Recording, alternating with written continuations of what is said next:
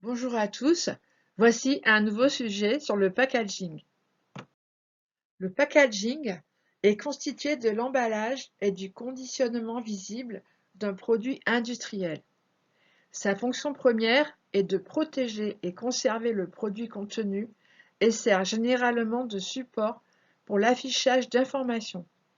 Il a également une valeur de signalisation pour que le client potentiel le reconnaisse ou pour attiser sa curiosité.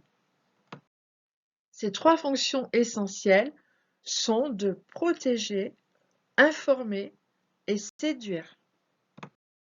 Mais comment est fait le packaging? Il utilise une technique très ancienne qui se nomme l'ondori, d'origine japonaise. L'ondori ou le pop-up est la technique qui consiste à plier le carton ou le papier. Élevé au rang d'art, il permet d'élaborer des formes très complexes. Obéissant à des codes, il part toujours d'une feuille plane. Les traits pointillés, point de suspension, indiquent une pliure, alors que les traits continus, une ligne, indiquent une coupure. Comment le packaging devient-il un outil d'aide à la vente? Tout d'abord, la couleur. La couleur est liée à la reconnaissance du produit. Par exemple, le rouge de Coca-Cola ou les bleus de Lustucru. Elle est également liée au plaisir esthétique. Elle est aussi expressive et peut donner une indication sur le goût des aliments, la couleur d'un parfum. Une couleur mal employée peut dissuader le client. Par exemple, Lustucru a choisi le bleu et le bleu-violet pour colorer son damier, afin de faire ressortir le jaune des pâtes aux œufs frais et les rendre donc plus appétissantes. Vous voyez par exemple, en bas et à droite de l'image, un packaging donc Lustucru dont les couleurs ont été changées. Vous voyez que ces verts n'attirent pas le regard et ne donnent pas envie d'acheter. Par contre, la boîte de gauche, avec ses bleus et ses jaunes orangés, donne une image appétissante des pâtes. Maintenant, le graphisme. Capital dans le packaging, il a un rôle informatif avant tout. La typographie, c'est-à-dire la manière dont sont écrites les lettres, les logos, permettent de reconnaître le produit. Les arguments de vente peuvent être inscrits sur le packaging, ainsi que certaines informations. La fermeture et les ouvertures, donc, peuvent être simples ou compliquées, sérieux ou comiques, sobres ou fantaisistes. La plupart du temps, il est surtout simple et fonctionnel. Il témoigne souvent de l'ingéniosité du designer qui l'a conçu.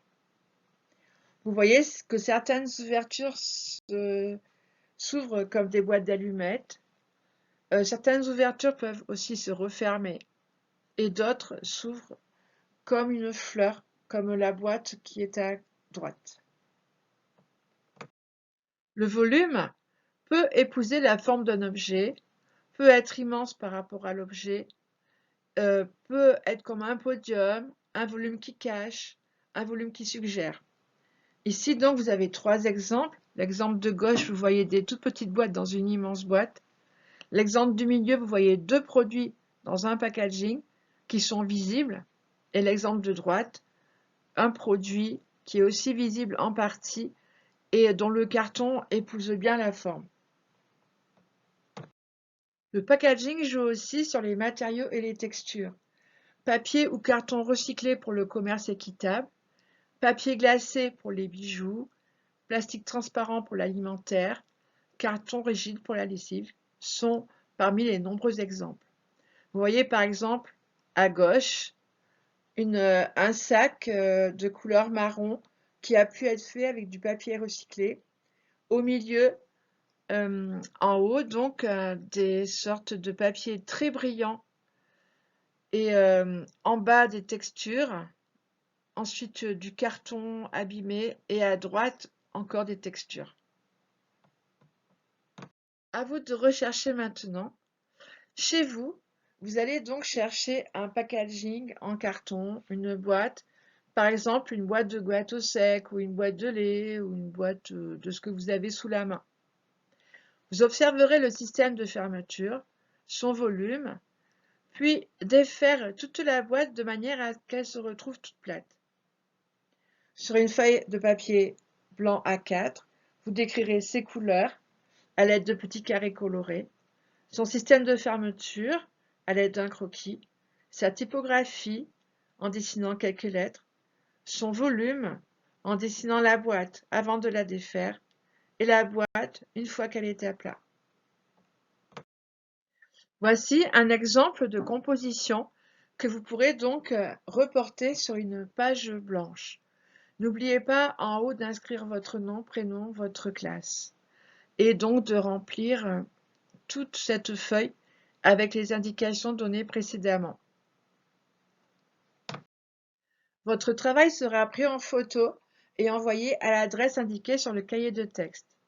Vous serez évalué par compétences et attention, la présentation du mail aura aussi son importance ainsi que la qualité de la photo. Dans le mail, vous inscrirez vos noms, prénoms et classes et en objet, vous inscrirez travail sur le packaging. Travaillez bien et cherchez une belle boîte à dessiner.